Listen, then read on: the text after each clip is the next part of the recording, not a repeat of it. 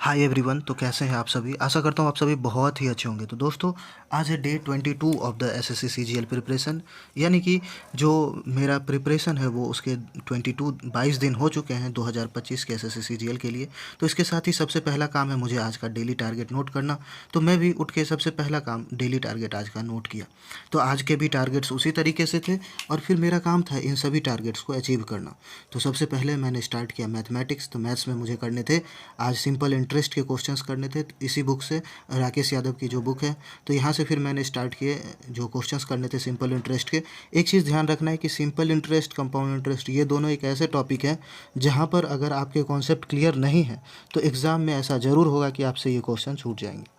इसलिए कुछ ऐसे टॉपिक्स हैं मैथ के अंदर जिसमें आपको ज़्यादा से ज़्यादा क्वेश्चंस प्रैक्टिस करने हैं। तो उसमें से एक सिंपल इंटरेस्ट भी एक ऐसा चैप्टर है जहाँ पर एक तो इसमें इंस्टॉलमेंट वाले क्वेश्चंस जो हैं या फिर कुछ ऐसे हैं जिसमें लैंग्वेज में वो घुमाने की कोशिश करते हैं। तो ये दो ऐसा क्वेश्चन है, ये दो ऐसे मतलब इस टाइप के क्वेश्चंस जो होते हैं ये बहुत ज़्यादा परेशान करते हैं, चाहे वो सिंपल इंटरेस्ट की बात करें या कंपाउंड इंटरेस्ट की।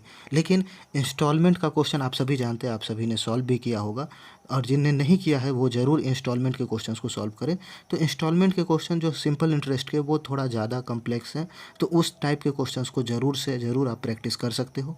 और इसके बारे में और जानना है तो आप कमेंट करना, तो मैं इसके बारे में और हेल्प कर दूंगा इसमें कि कहाँ से किस तरीके से पढ़ें। इसके बाद फिर मैंने स्टार्ट किया ज्योग्राफी। तो ज्योग्राफी में लूसेंट की बुक से कर रहा हूँ, आप सभी जानते हैं। तो इसमें वर्ल्ड ज्योग्राफी के कुछ याद करने वाले पार्ट्स हैं, फिर मैंने उसी को किया। धीरे धीरे ये चीज़ें अब कंप्लीट होती जा रही है। अब देख रहा हूँ कि जो वर्ल्ड ज्योग्राफी के अंदर चीज़ें प्रेजेंट है वो कम है अब याद करना।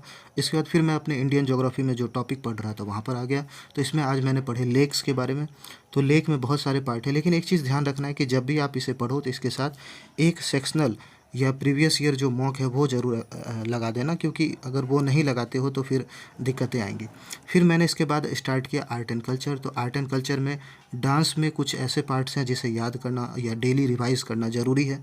तो फिर मैंने उस पार्ट को जिसे याद करना है तो उसे मैंने एक या दो ही याद करता हूँ क्योंकि बहुत ज़्यादा कम्प्लेक्स हो जाता है। इसके बाद फिर मैंने स्टार्ट किया भारतीय संगीत। तो भारतीय संगीत यानी कि ये सिंगर वगैरह है, हिंदुस्तानी घराना सब जो है उसके बारे में। तो ये भी एक पेज पढ़ा मैं। इसके बाद फिर मैंने लगाया previous year chapter test geography का। तो ज्योग्राफी का प्रीवियस ईयर PYCT 5 जो है टेक्स्ट बुक के अंदर प्रेजेंट है, आप सब भी लगा सकते हैं, तो वो मैंने लगाया।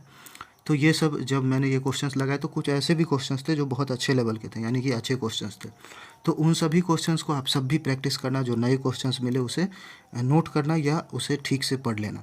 तो इसमें मेरे मार्क्स जो हैं वो बस 20.5 ही आए। उसके बाद फिर मैंने स्टार्ट किया कैलकुलेशन प्रैक्टिस। तो कैलकुलेशन जहाँ तक मैंने कंप्लीट किया था उसके बाद एक पेज जो है मेरा वो फिक्स रहता है कि कैलकुलेशन मैं करूँगा।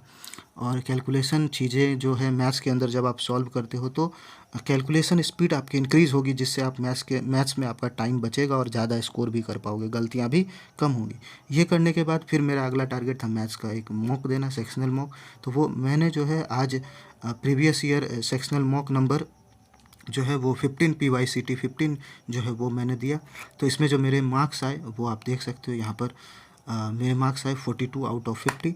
दो तीन क्वेश्चंस थे, अच्छे लेवल के भी क्वेश्चंस थे, थोड़ी गलतियाँ हो गई। चीज़ें को धीरे धीरे चीज़ें इंप्रूव होती जाएगी, आप देखोगे कि स्कोर भी बूस्ट होगा, टाइम लगेगा लेकिन हो जाएगा। इसके बाद फिर मैंने स्टार्ट किया वोकैब पार्ट। तो वोकैब में 900 से 950 तक मुझे करने थे, OWS, ईडियम, एंटो और सीनो। इसके बाद फ्रेजल वर्ब और फिक्स प्रीपोजिशन ये बस मैं 20 ही करता हूँ क्योंकि इसमें बहुत ज़्यादा याद करने वाली चीज़ें हो जाती हैं। तो फिर इस तरीके से मेरा वोकैब कंप्लीट होता है। फिर मैं स्टार्ट करता हूँ इंग्लिश ग्रामर। तो नीतू सिंह ये रानी मैम की जो बुक है इस बुक से मैं कर रहा हूँ अभी। तो इसमें वर्ब टॉपिक जो है वर्ब का सीट नंबर 2 उसे मैं कंप्लीट कर रहा हूँ। 30 तक मैंने कर लिया था, इसके बाद 30 से आज मैंने इस पूरे चैप्टर को कंप्लीट किया, यानी कि सीट 2 कंप्लीट हो गया। तो यहाँ तक देखने के लिए बहुत बहुत धन्यवाद। तो उम्मीद है ये चीज़ें आपको भी अच्छी लग रही होगी, मोटिवेट कर रही होगी।